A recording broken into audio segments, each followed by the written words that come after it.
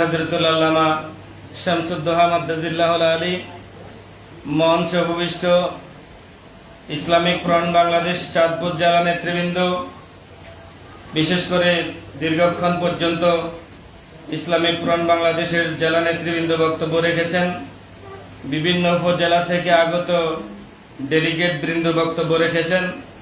মঞ্চে অসংখ্য Islamic front বাংলাদেশের নেতৃবৃন্দ উপস্থিত আছেন, ওনারাও পরবর্তী সময়ে বক্তব্য রাখবেন। যারা আজকের এই কাউন্সিল অধিবেশনে বিভিন্ন উপজেলা থেকে এসেছেন, ডেলিগেট ভাইরা, সাংবাদিক বন্ধুরা, প্রশাসনের ভাইরা, সকলের প্রতি আন্তরিক সালাম জানাচ্ছি। আসসালামু আলাইকুম ওয়া রাহমাতুল্লাহি ওয়া বারাকাতুহু। সংক্ষিপ্ত আকারে আমি দু একটি কথা বলছি। মহাসচিব হুজুর আমাকে নির্বাচন কমিশনে যাওয়ার জন্য আহ্বান করেছেন। আমি সংক্ষিপ্ত আকারে কয়েকটি কথা বলেই আমি আমার বক্তব্য শেষ করব। কোরআনুল কারীম থেকে একখানা আয়াতে কারিমা সূরা নিসার ৭৬ নম্বর আয়াতে কারিমা তেলাওয়াত করেছি। আল্লাহ কোরআনুল কারীমের মধ্যে বলেছেন, আল্লাযীনা আমানু ইউকাতিলুনা ফি সাবিলিল্লাহি ওয়াল্লাযীনা কাফারু ইউকাতিলুনা ফি সাবিলিত তাগুত। Those are believers, they are struggling in the way of Allah, and those who are infidels, they are struggling in the way of devil. فَقَاتِلُوا أَوْلِيَاءَ الشَّيْطَانِ. So, O believers, those who believe to Allah and the last day, strive against the friend of devil. Inna kaida shaytana kana da'ifa. Undoubtedly, the conspiracy of devil is so weak. প্রিয় বন্ধুরা আমার, আপনারা যারা এসেছেন আজকের এই কাউন্সিলে, আমরা যারা উপস্থিত হয়েছি, বিশেষ করে I believe from my heart and soul we are struggling in the way of Allah. Those are activists of Islamic Front Bangladesh. Those are activists of Islamic Juba Front Bangladesh. Those are activists of Islamic Chhatra Sena. They are struggling in the way of Allah because they are trying to establish the ideology of our Prophet Muhammad Rasulullah sallallahu alayhi wasallam. They are dreaming to establish Quran, our country on base of Quran and Sunnah.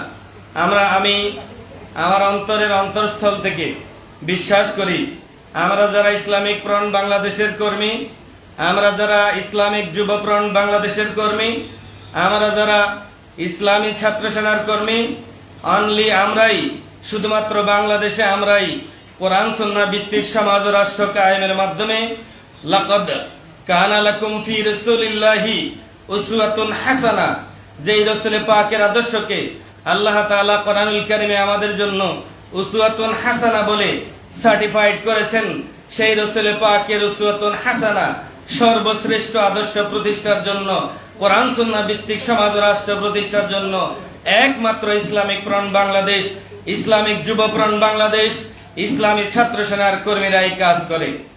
প্রিয় ভাইয়েরা আমার, আপনারা হয়তো জানেন, ইসলামের নামে বহু দল বাংলাদেশে আল্লাহর আইন চাই, সৎ লোকের শাসন চাই, এই স্লোগান দিয়ে থাকে। কিন্তু আমরা 5ই আগস্টের পরবর্তী সময়ে দেখেছি ইসলামের নামে তারা টোটালি ভাওতাবাজি করেছে। যে লোকগুলো গলা পাঠিয়েছে যে কোরআনের আইন দিয়ে দেশ পরিচালনা করবে, ক্ষমতার 80 ভাগ তারা এখন নিয়ন্ত্রণ করলেও আমরা দেখতে পাচ্ছি ইসলামের ইস পর্যন্ত তারা এই দীর্ঘ 1 বছর অতিবাহিত হলেও ইসলামের ইস পর্যন্ত তারা বাংলাদেশে বাস্তবায়ন করতে পারে নাই। আপনারা জানেন, আপনারা দেখেছেন যে যারা এক সময়ে শেখ মুজিবুর রহমান সাহেবের মূর্তি ভেঙেছে, যারা গলা পাঠিয়েছিল যে আমরা শেখ মুজিবুর রহমানের মূর্তি ভেঙে দিব, আমরা আমাদের যদি সামর্থ্য হয় আমরা জিয়াউর রহমানের মূর্তিও আমরা ভেঙে দিব, এমনকি তারা বলেছিল যে আমাদের যদি সামর্থ্য হয় আমাদের বাবার মূর্তি যদিও নির্মিত হয় আমরা তার মূর্তিও ভেঙে দিব। যারা বাবার মূর্তি ভাঙবার জন্য গলা পাঠিয়েছিল, যারা মুজিবুর রহমানের মূর্তি ভাঙ্গার জন্য গলা পাঠিয়েছিল, জিয়াউর রহমানের মূর্তি ভাঙবে বলে যারা গলা পাঠিয়েছে, আমরা দেখেছি আমাদের মাননীয় প্রধান উপদেষ্টার নেতৃত্বে তারাই এখন আবার সেই মূর্তি নির্মাণের উদ্বোধন করেছে। তাইলে এটা জাতির সাথে মাথায় টুপি দিয়ে, আমার নবী পাকের সুন্নতের মাথায় টুপি দিয়ে জাতির সাথে প্রতারণা, আমার নবী পাকের সুন্নত গালে রেখে জাতির সাথে প্রতারণা, আমার নবী পাকের জুব্বা পাঞ্জাবি গায়ে দিয়ে এটা এই দেশের 90% মুসলমানের সাথে তারা প্রতারণা করেছে, এটা আমরা দেখতে পেয়েছি।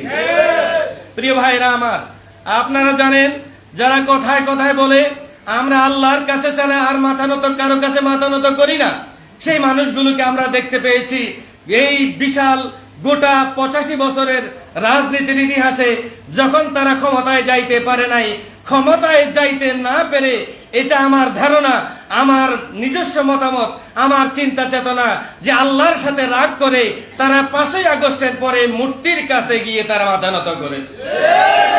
তাই তো আমরা দেখতে পেলাম তারা আউলিয়ায়ে কেরামের মাজার ভেঙেছে সত্য, কিন্তু মূর্তিগুলো তারা পাহারা দিয়েছে।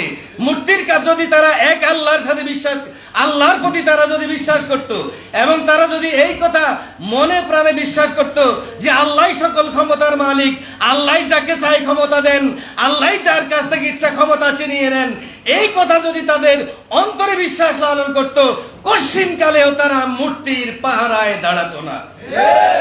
প্রিয় ভাইয়ের আমার, এই জন্য আমি নিজে থেকে আফসোস করে তাদের জন্য আফসোস করে বলি যে 85 বছরের রাজনীতির ইতিহাসে ক্ষমতায় যাইতে না পেরে এখন আল্লাহর সাথে রাগ করে তারা মূর্তির পাহারা দিচ্ছে এবং মূর্তির মন্দিরে গিয়ে তারা সেখানে গীতা পাঠ করতেছে।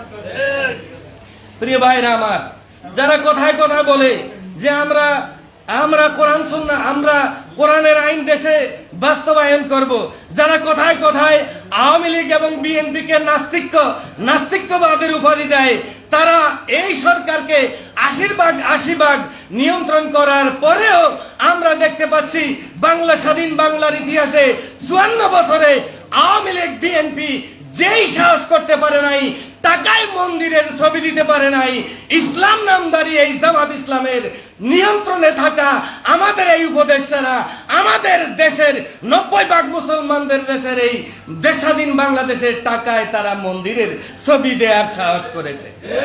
কিন্তু আমরা দেখলাম যারা জাহান্নামে যাবেন তিনি নিজেও জানেন না, হাসরের ময়দানে ওনার ডান হাতে আমলনামা আসে নাকি বাম হাতে আমলনামা আসে, এই পেরেশানিতে নাকি আমাদের প্রিয় নবীজি হাসরের ময়দানে পেলপেল করে মিজান পাল্লার দিকে তাকিয়ে থাকবেন। তারাই এখন দেখতে পাচ্ছি নিজেরা জান্নাতের টিকিট বিক্রি করতেছে। প্রিয় ভাইরা আমার, যারা ওই দলের কর্মী, আমি তাদের কমন সেন্সের কাছে একটা প্রশ্ন করতে চাই, যেই নবীকে আল্লাহ তাআলা, প্রিয় নবীজি, যেই নবীকে আল্লাহ তাআলা গোটা মানব জাতির জন্য পাঠিয়েছেন, সেই নবী যখন তোমাদের আকীদা এমন দুর্গন্ধ হয়ে থাকে যে নবী নিজে জানেন না জান্নাতে যাবেন নাকি জাহান্নামে যাবেন, সেই তোমরা আবার নিজেদেরকে জান্নাতি দল ঘোষণা দিয়ে নিজেরা কেমন করে তোমরা জান্নাতের টিকিট বিক্রি করো, এইটা আমাদের বুঝে আসে না। আমি একটা কথা আপনাদেরকে স্মরণ করায় দিতে চাই। আমরা দেখলাম আমাদের কফিলউদ্দিন সরকার সালেহী সাহেব যখন সাবেক প্রধানমন্ত্রী শেখ হাসিনাকে জান্নাতি বলে ঘোষণা দিয়েছিলেন, তখন এরা আমাদের কফিলউদ্দিন সরকার সালেহী সাহেবকে কুলাঙ্গার বলেছে, বলছে যে আমাদের নবী তো নিজেই জান্নাতে যাবেন নাকি জাহান্নামে যাবেন নবী নিজেই জানেন না, তিনি কেমন করে এই শেখ হাসিনাকে জান্নাতি বলে ঘোষণা দিলেন। আমরা দেখতে পেলাম এর কয়েকদিন পরেই দেলার হোসেন সাইদি সাহেব মারা গেল। মিজানুর রহমান আজহারি এবং আব্দুল্লাহ আল আমিন এই দুজনেই বলেছে আমাদের নবীজি জান্নাতে যাবেন নাকি জাহান্নামে যাবেন, নবীজি নিজে এটাই জানেন না। অথচ আমরা, প্রিয় ভাইরা আমার, এরা হচ্ছে ধোঁকাবাজ, এরা ধোঁকা দিচ্ছে মানুষকে। ইসলামের কথা বলে